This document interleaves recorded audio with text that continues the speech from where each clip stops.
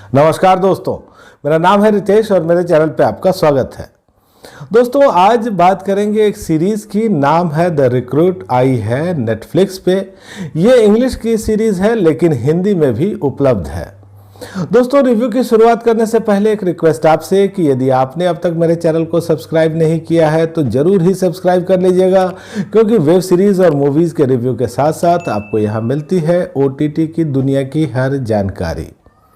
तो दोस्तों शुरुआत करते हैं स्टोरी लाइन से, और यहाँ कहानी है CIA की और CIA के साथ काम करने वाले वकील ओवेन हेड्रिक की। दोस्तों ओवेन लॉ कॉलेज से पास आउट हुआ है और उसको CIA में जॉब मिल गई है।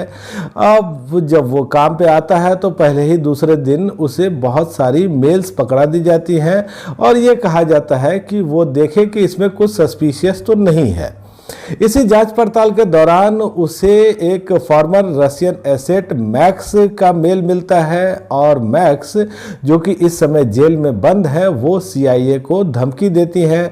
मैक्स ये कहती हैं कि उसके पास CIA के बहुत राज है और अगर उसकी मदद नहीं की गई तो वो राज वो सबके सामने खोल करके रख देंगी।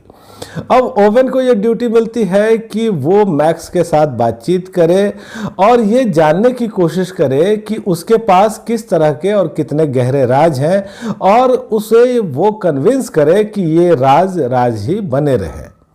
तो फिर क्या होता है ओवेन का और किस तरह से ये कहानी आगे बढ़ती है, यही आप इस सीरीज में देखते हैं। दोस्तों इस सीरीज की कहानी अच्छी है, इसको अच्छे से प्रेजेंट किया गया है और कुछ चीज़ें ऐसी रखी गई हैं जो कि काफ़ी रियलिस्टिक हैं। यहाँ कंसेप्ट जो है कहानी का वो थोड़ा अलग है। ये CIA और किसी आतंकी संगठन की मुठभेड़ की कहानी नहीं है।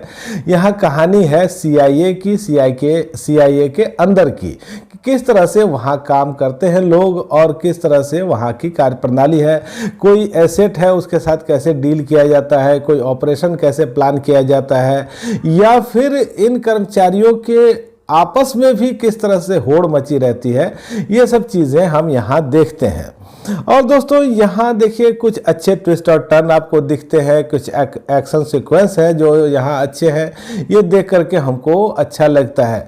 इसके अलावा ओवेन एक नया रिक्रूट है और जब वो कुछ काम ऐसा करता है तो उसके अंदर थोड़ा कन्फ्यूज़न भी है, थोड़ा गिल्ट भी है। तो ये चीज़ें भी ऐसी हैं जो देख करके हमको अच्छी लगती हैं।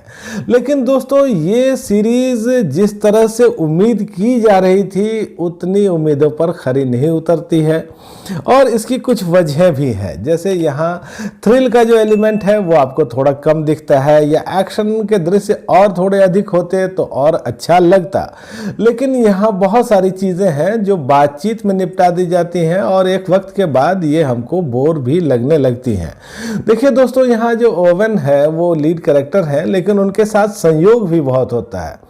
वो बार बार मुसीबत में फंसते हैं लेकिन किसी न किसी रास्ते से वो बाहर आ जाते हैं और फिर उनको सफलता मिलती है। सफलता के साथ एक नया टास्क भी उनको मिलता रहता है। तो ये चीज़ें ऐसी हैं जो बार बार आपको दिखती रहती हैं।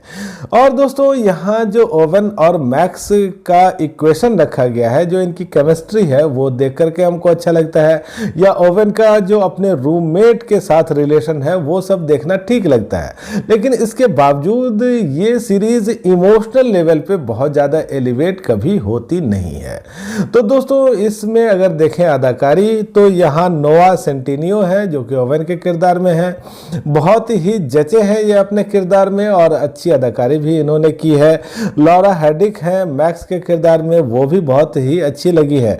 एक यहाँ इंडियन ओरिजिन की भी एक्ट्रेस दिखती है आरती मान, और उन्होंने भी अच्छा काम किया है। जो दूसरे कलाकार हैं वो भी ठीक हैं। तकनीकी तौर पे भी ये सीरीज़ आपको अच्छी दिखती है, खास करके कुछ जगहों पर सिनेमेटोग्राफी तो बहुत ही अच्छी है।